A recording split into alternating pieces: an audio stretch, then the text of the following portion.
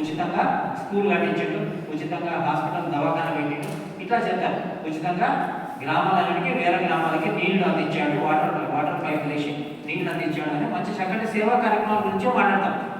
సత్యసాయి బాబా వారు అనే పేరు చెప్పగానే ఎవరు కూడా ఆయన పెద్ద పెద్ద పూజలు చేయించాడు, హోమాలు చేయించిండు, పెద్ద పెద్ద జులూసులు తీసిండు అని ఎవరు చెప్పారు. ప్రపంచంలో ఎవరు కూడా చెప్పండి మాట, ఎవరు చెప్పినా రెండే మాట, ఒకటి ప్రేమ, రెండోది సేవ. ఓకే, కాబట్టి మనం అదే స్ఫూర్తి తీసుకొని బాబాని ఆదర్శంగా తీసుకొని మనం కూడా ఏమనుకున్నామంటే ఈసారి మేమేమో ఇప్పుడు సత్యసాయి సేవా సంస్థలు పేరు భారతదేశంలో అన్ని చెట్లు ఉంది, అన్ని రాష్ట్రాల్లో కూడా సేవా సంస్థ ఉన్నాయి. ప్రపంచంలో 180 దేశాల్లో బాబా భక్తులు ఉన్నారు. ఓకే, మన భారతదేశంలో అన్ని జిల్లాల్లో అన్ని గలీల్లో కూడా సాయిబాబా భక్తులు ఉన్నారు. రైట్, అయితే మేమేమనుకున్నాం అంటే ఇప్పటివరకు మనం గత 50-70 సంవత్సరాలుగా బాబా పేరు మీద ఎన్నో గ్రామ సేవలు చేస్తున్నామయ్యా. చాలా గ్రామాలు తిరిగి చేసినాము.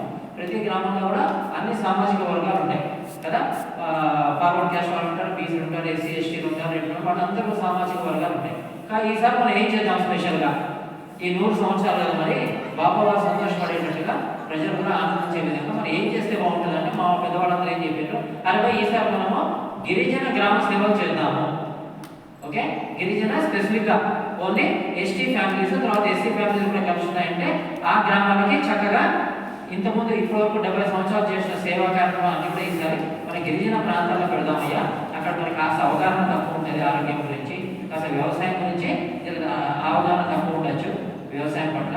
కాబట్టి తర్వాత ఉపాధి, యువత ఉన్నారంటే వాళ్ళకి ఏదో 10th క్లాస్ చదువుకొని వదిలేస్తూ ఉంటారు, అదే ఇంకా పైకి పోవచ్చు చదవరు, వాళ్ళకి కూడా కాస్త మనం ఉపాధి కల్పిద్దాము.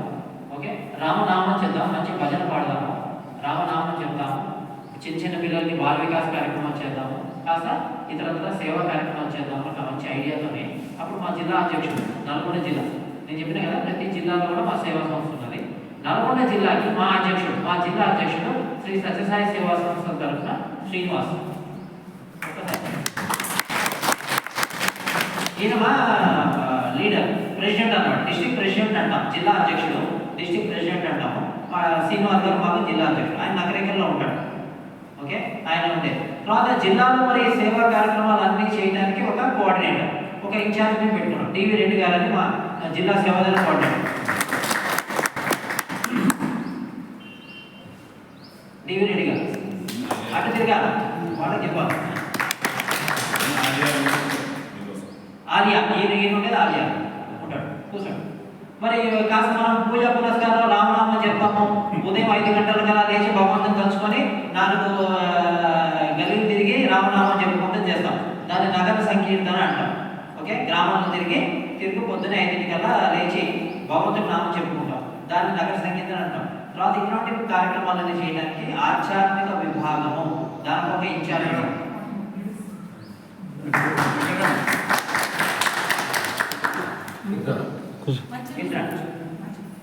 ఆయన పేరే బ్రహ్మానంద రెడ్డి గారు.